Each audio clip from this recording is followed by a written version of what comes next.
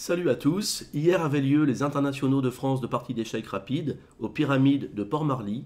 À l'issue des 9 rondes, c'est le grand maître international Laurent Fraissinet qui est devenu le nouveau champion de France d'échecs de partie rapide.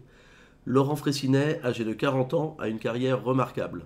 Il a été 2 fois vice-champion du monde chez les jeunes, champion de France de partie lente en 2010 et 2014, vice-champion d'Europe en 2012 et depuis 2013, il est surtout connu pour être un des secondants du champion du monde, Magnus Carlsen. Sans plus tarder, je vais commenter sa partie remportée hier contre le grand maître international Christophe Sochaki. C'est parti. Sochaki entame la partie par le coup C4, l'ouverture anglaise, et Fraissinet répond E6 pour tenter de retomber dans une partie du pion dame. Après cavalier C3, D5, D4, on transpose effectivement dans le gambit du pion dame. J'ai déjà publié plusieurs vidéos sur cette ouverture, vous pourrez les revoir dans les playlists partie pédagogique et ouverture si vous le souhaitez. Cavalier F6, C prend D5, E prend D5, alors là Sochaki choisit la variante d'échange du gambit dame. Après ce changement de structure de pion, les blancs obtiennent une colonne C semi-ouverte, alors que les noirs en ont une sur la colonne E.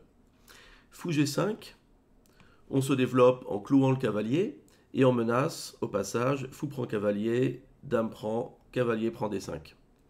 Ici, le coup principal est fou E7, après quoi on peut poursuivre par E3, petit roc, fou D3, C6, dame C2, cavalier BD7, cavalier F3, tour E8. Le plan des blancs peut être une attaque de minorité, avec tour B1, B4, B5, l'idée, c'est de tenter de créer des pions faibles à l'adversaire en rentrant au contact de la chaîne de pions adverse, pendant que les noirs chercheront à développer du jeu sur l'aile roi avec des coups comme cavalier F8, cavalier G6 et peut-être après sortir le fou en G4. Toujours est-il que Laurent Fraissinet a choisi une variante secondaire. Sur fou G5, il n'a pas joué fou E7, mais il a répondu C6 pour protéger le pion D5. Et sur E3, il a continué par H6. Alors les blancs n'ont aucune raison de prendre en F6. Ils ont gardé le clouage en reculant le fou sur H4. Et maintenant, le champion de France a sorti son fou en F5. Ce coup de développement semble très logique à première vue. Et pourtant, il fallait quand même anticiper l'arrivée de la dame en F3 qui attaque le fou. Celui-ci est reculé en H7. Mais les blancs ont pu après faire des échanges en F6 comme ceci, pour endommager la structure de pion adverse. Alors un joueur débutant pensera peut-être que les blancs possèdent un très gros avantage à cause des pions doublés sur la colonne F pour les noirs et aussi du pion H6 qui est isolé. Mais pourtant Fraissinet a choisi volontairement cette position qui a été jouée déjà plus d'une quinzaine de fois par de forts grands maîtres. Quelle est donc la stratégie des noirs? Eh bien, en contrepartie de leur structure de pion endommagée, ils possèdent la fameuse paire de fous, ici, que les blancs n'ont plus. C'est un atout dans des positions ouvertes. Alors pour le moment, les deux camps possèdent encore leurs 7 pions, mais les fous noirs disposent déjà de très belles diagonales. Ils ont également du potentiel d'activité grâce à 2 colonnes semi-ouvertes sur la colonne E et sur la colonne E pour leur tour. Et enfin, ils ont des pions faibles, certes, mais ces pions pourront peut-être servir de bélier pour venir s'échanger contre les pions adverses et ouvrir davantage la position, avec un plan par exemple comme fou D6, F5, F4. Alors Sochaki a répondu G3, c'est un coup vraiment typique de cette structure de pion. Il verrouille correctement la case F4 pour empêcher justement son adversaire d'échanger son pion doublé et de jouer le plan comme je disais précédemment, avec fou D6, F5, F4. Cavalier D7 maintenant, développe le cavalier. Alors comment les blancs doivent-ils maintenant développer leur aile roi? Fou G2, ça ne semble pas forcément très pertinent, parce que le fou va viser une chaîne de pions qui est bien costaud ici, qui limite un petit peu la diagonale. Sochaki a donc choisi fou H3, mais au vu de la partie, il s'agit sans doute d'une erreur, car le fou ne contrôle plus cette grande diagonale F1, A6, et on va voir que ça va être utile dans la partie, ça va laisser l'initiative à Fraissinet. Il était sans doute préférable de jouer roi D2, puis le fou en D3, pour supprimer la paire de fous adverse qui est leur atout principal. Étant donné que les dames ont été échangées et que le centre est plutôt fermé, aucune colonne ouverte sur D et E, le roi blanc, il ne risque rien. On peut même dire qu'il sera déjà bien positionné, bien centralisé en vue de la finale. Nous avons donc eu fou H3 dans la partie, suivi de cavalier B6. Le cavalier se dirige vers l'aile dame et espère venir un jour sur la case C4. Cavalier E2, lui, il vise la forte case F4 et pourra peut-être venir plus tard en H5 pour titiller le pion faible F6. Fou D6 complète le développement. Petit roc pour lier les tours sur la première ligne. Et ensuite, H5. Laurent Fraissinet commence à prendre l'initiative. Il utilise son pion isolé comme bélier pour échanger sa faiblesse et venir tenter d'ouvrir la colonne H. Alors B3 a été joué. Ce coup est un coup de prophylaxie qui vise à empêcher le cavalier de s'approcher un peu plus. H4, le champion de France continue son plan. Alors là, pour les blancs, prendre en H4, ça serait une erreur, car après fou G6, les noirs vont récupérer très facilement le pion. Et après, ils auront une forte pression sur la colonne H en attaquant le fou, mais aussi le pion H2 derrière, qui est déjà visé par le fou. Sochaki a opté pour F3.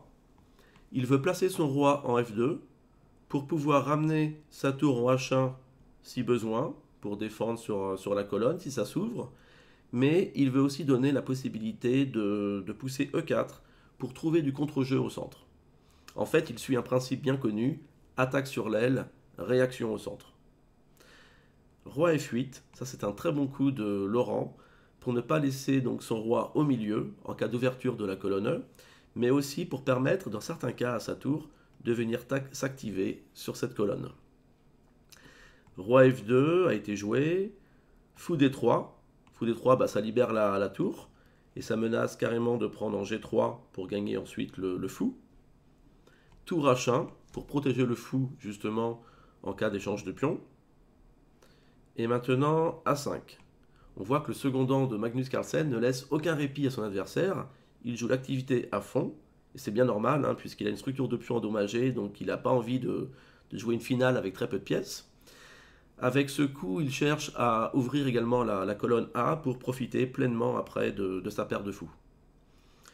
Alors on a eu cavalier F4, un bon coup de Sochaki pour chasser le fou D3 adverse, éviter aussi de rester trop passif avec ses pièces. Le fou est revenu jusqu'en H7. Et là, l'ordinateur juge que cette position est égale. Les noirs ont la paire de fous, mais la position blanche, elle reste très solide et ils n'ont aucune faiblesse de pion. Ici, il fallait jouer cavalier G2 pour forcer l'échange de pions en G3 et menacer ensuite le fou en F5 pour capturer le fou cloué. Les noirs auraient sans doute joué fou G6, mais après cavalier E2, les cavaliers vont tenir tête à la paire de fous adverse car ils pourront occuper des cases fortes et stables en F4, voire en H4. Dans la partie, Sochaki a peut-être perdu patience, car après fou H7, il n'a donc pas joué cavalier G2, mais il a continué par E4 pour mettre la pression sur D5 et tenter d'obtenir un jeu de pièces plutôt actif. Mais on va voir que l'ouverture du centre va plutôt profiter à Laurent Fraissinet, qui a des pièces plus actives et la paire de fous. Fou B4 attaque le cavalier, qui est un des attaquants du pion D5, mais aussi le défenseur du pion E4, qui est visé 2 fois par les noirs. Son adversaire s'est donc défendu par cavalier E2, et Laurent a fait un échange de pions, ici en G3. Alors pas en G3, pardon, il a fait un échange de pions en E4 d'abord. Et on voit que ça rend la colonne D semi-ouverte maintenant. Il va pouvoir, par exemple, y placer une tour un peu plus tard. Il continue par A4. Il veut ouvrir maintenant le jeu à l'aile dame. Fou G2 pour surprotéger le pion E4. Et fou G6 pour libérer la tour. Ici, les blancs avaient une position assez difficile, mais ils pouvaient encore tenir, en plaçant par exemple leur tour en D1 pour bien centraliser leurs pièces et défendre tous les pions. À la place, ils ont joué A3, mais il s'agit d'une erreur qui va laisser aux noirs une forte initiative. Freycinet a continué par cet échange de pions, et là maintenant c'est très compliqué à défendre pour Sochaki, parce que s'il reprend du pion, on a une variante quasi forcée, avec tour prend tour, tour reprend, fou prend cavalier, cavalier reprend, A prend B3, donc là les noirs ont un pion de plus, tour échec, roi G7, tour prend A8 et cavalier prend tour. La finale, elle est évidemment très supérieure pour les noirs, qui ont un pion de plus avec un gros pion passé en B3, mais c'était peut-être tenable quand même, en tout cas d'après l'ordinateur. Il fallait sans doute jouer cette ligne, même si elle était désagréable, car après le coup de la partie, roi prend G3, il y a eu fou D6 échec, roi F2 et A prend B3. Et là, les noirs obtiennent une position gagnante, car ils ont un pion d'avance, mais surtout, ils ont toujours des pièces très actives. Tour HB1 a été joué, Sochaki veut capturer le pion B3, qui est très embêtant, mais aussi mettre la pression ensuite sur le cavalier et sur le pion qui se trouve derrière. Donc on a l'impression que Sochaki a peut-être trouvé assez de contre-jeu, mais Freycinet avait bien calculé, il a réagi par cavalier C4, et après tour prend B3, il y a eu cavalier A5, donc ça protège le pion B7, et ça gagne un tempo au passage, puisque ça attaque la tour. Après le repli de la tour en B2, le pion H2 a été capturé, donc les noirs récupèrent leur avantage matériel. La tour est venue maintenant en H1, alors elle n'est pas venue en H1 tout de suite justement, parce que le pion A3 est attaqué par le fou, donc il a dû d'abord perdre un temps à faire A4. Les noirs ont activé le roi en E7, pour faire passer la tour sur cette ligne. Et maintenant, les blancs ont fait tour H1, avec l'idée donc d'échanger les pièces actives de l'adversaire. Les noirs ont continué par tour prend tour, fou prend et tour H8. La deuxième tour prend le relais et occupe donc à nouveau la seule colonne ouverte de la position. Fou G2, roi D8. Le roi veut se placer en C7 pour soulager le cavalier qui pourra ensuite bondir en C4. Tour B1, roi C7 et cavalier C1. Donc ça manœuvre un petit peu. L'idée c'est de replacer le cavalier sur une meilleure case, soit en B3 ou en D3. Cavalier C4, cavalier D3, tour H2, les noirs s'infiltrent. Tour E1, les blancs regroupent leurs pièces au centre. Il n'est pas si simple pour les noirs de valoriser leur pion de plus. Surtout que le pion de plus, pour l'instant, c'est un pion doublé sur la colonne F. On a eu tour H4 pour mettre une pression sur le centre. Fou F3, roi B8, fou G2, donc ça manœuvre. Et maintenant F5.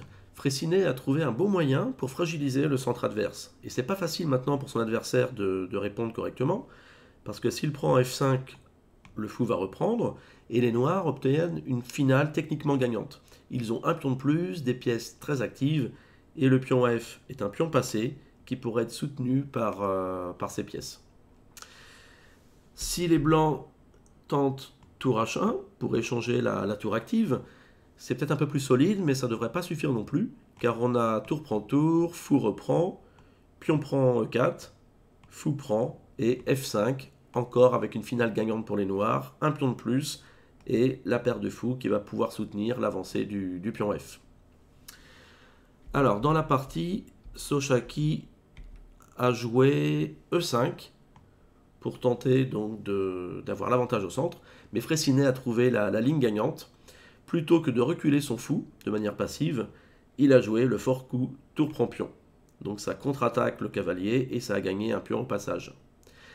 Alors la partie a continué par pion prend fou, tour prend cavalier, tour E8 échec, roi A7, fou F1, dernier piège de la part des blancs. Si la tour prend le cavalier, il y a D7 qui gagne, car la promotion est inévitable. Mais évidemment, le champion de France est resté très précis jusqu'au bout, car il avait calculé cavalier prend D6, qui attaque également la tour adverse. Et après tour E3, Laurent Freycinet, qui de toute façon avait déjà 3 pions de plus, a donné un dernier coup de massue avec tour prend cavalier. Son adversaire a dû abandonner la partie, car sur tour prend tour, il y a cavalier E4 qui regagne la tour avec une position évidemment totalement gagnante pour les blancs. J'espère que cette partie vous a plu et qu'elle vous a appris des choses, notamment à bien jouer avec les pions doublés comme l'a fait Laurent Fraissinet. Si c'est le cas, merci de liker ou de laisser un petit commentaire. Et bien sûr, si ce n'est pas déjà fait, abonnez-vous à la chaîne pour être informé des nouvelles vidéos.